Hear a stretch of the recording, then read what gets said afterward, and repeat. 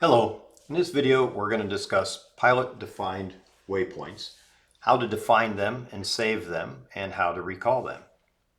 So from our index page, if you're not there, you can just go ahead and select index.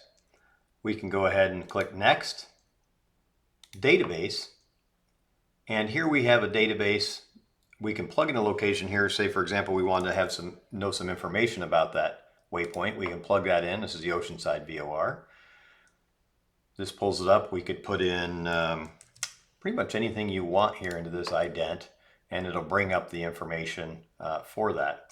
But if you just want to define a new waypoint as a pilot-defined waypoint, we can come back here, select database, and here we can define a waypoint. Here we can look at the waypoints, pilot waypoints we have, and we can define a waypoint. So what we're going to do today is we're going to define a waypoint that I call Julian Pi.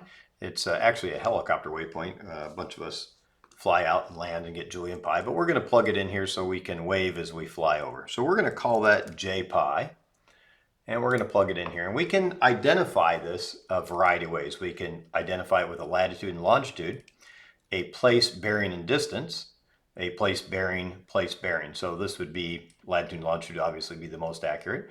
This place, bearing, distance would be from the Oceanside VOR at 37.7 miles on the 091 degree radio, or maybe this would be from Oceanside 091 and the Mission Bay 043. So we're going to see how each of those work. So we'll start out with the latitude and longitude first.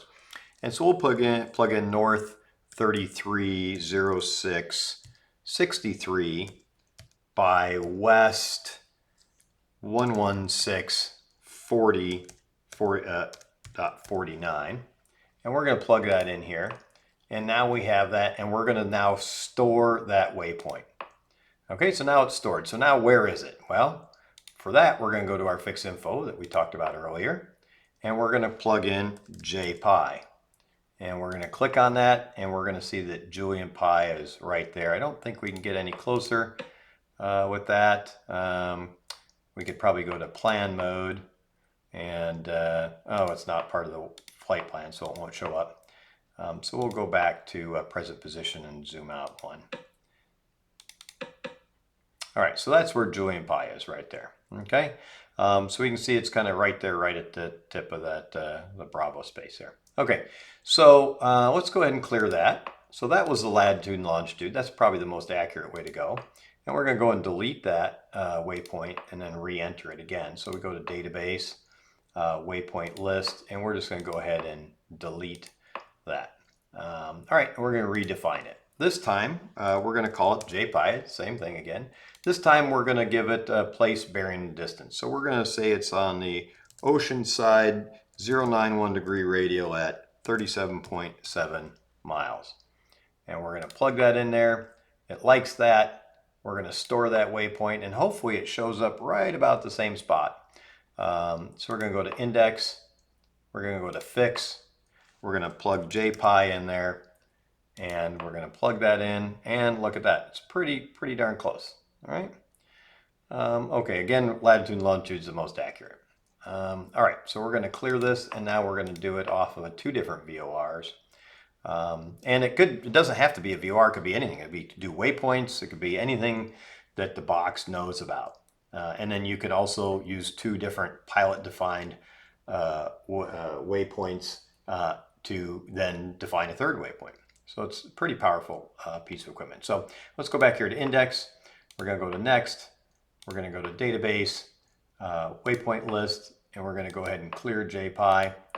And we're going to redefine it. This time we're going to use two different VORs. And this one's going to be the Oceanside 091 and the Mission Bay 33.9. Sorry, the Mission Bay 043 degree radial. All right, and we plug that in. It likes it. We're going to go ahead and store that. Let's go take a look at where that put us. Hopefully pretty much the same spot. Plug in JPi there, and lo and behold, it's in the same spot. It's right off the Bravo there. So we actually could adjust our heading here and verify exactly on the latitude and longitude if that was exactly right. So anyway, so that is how we define, store, delete, and call up pilot-defined waypoints on the FMS3000.